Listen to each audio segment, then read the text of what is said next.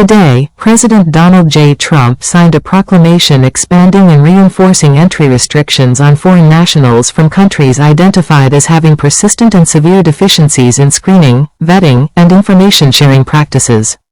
The measure is designed to safeguard the United States against national security and public safety threats by preventing the entry of individuals whose backgrounds cannot be reliably assessed. The proclamation maintains the full entry restrictions and limitations on nationals from the 12 high-risk countries previously designated under Proclamation 10,949: Afghanistan, Burma, Myanmar, Chad, the Republic of the Congo, Equatorial Guinea, Eritrea, Haiti, Iran, Libya, Somalia, Sudan, and Yemen. Following a comprehensive and updated security review, the proclamation imposes full entry restrictions on nationals from 5 additional countries: Burkina Faso, Mali, Niger, South Sudan, and Syria.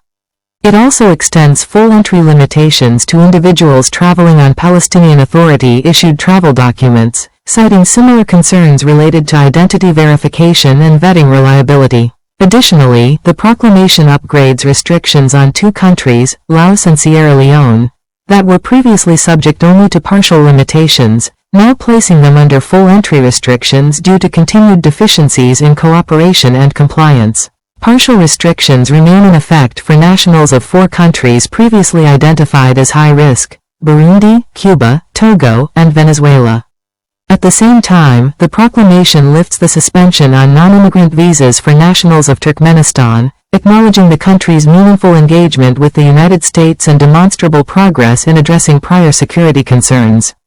However, the suspension of immigrant visas for Turkmen nationals remains in place. The proclamation further imposes partial entry restrictions on nationals from 15 additional countries based on country-specific assessments: Angola, Antigua and Barbuda, Benin, Côte d'Ivoire, Dominica, Gabon, the Gambia, Malawi, Mauritania, Nigeria, Senegal, Tanzania, Tonga, Zambia, and Zimbabwe. Clear exemptions are provided for lawful permanent residents of the United States, current visa holders, certain visa categories such as diplomats and professional athletes, and individuals whose entry is determined to be in the national interest of the United States.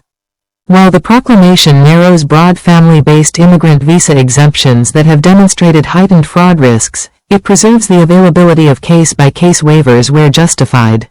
According to the administration, these restrictions are necessary to prevent the admission of foreign nationals about whom the United States lacks sufficient information to properly evaluate potential risks.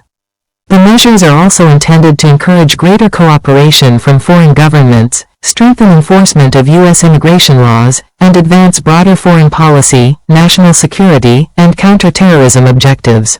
After consultations with cabinet officials and a review of findings from Executive Order 14,161, Proclamation 10,949, and updated country-specific intelligence, President Trump determined that additional restrictions were required to protect American citizens and interests. The administration emphasized that the restrictions are tailored on a country-by-country basis, reflecting each nation's unique circumstances and capacity for cooperation. Many of the affected countries face systemic challenges, including widespread corruption, unreliable or fraudulent civil documentation, weak or non-existent birth registration systems, and incomplete criminal record databases, conditions that undermine effective vetting. In several cases, governments have failed to share passport exemplars or law enforcement data, while others operate citizenship by investment programs that obscure identity and circumvent established screening requirements. High visa overstay rates and the refusal of some countries to accept the repatriation of removable nationals were also cited as indicators of non-compliance with U.S. immigration laws, placing additional strain on American enforcement resources.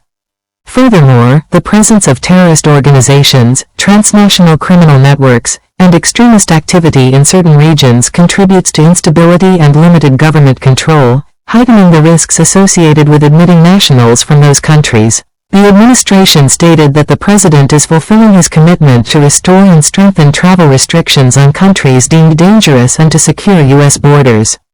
During his first term, President Trump implemented similar measures targeting nations with inadequate vetting systems or elevated security risks, policies that were upheld by the U.S. Supreme Court as being within the lawful scope of presidential authority and grounded in legitimate national security objectives.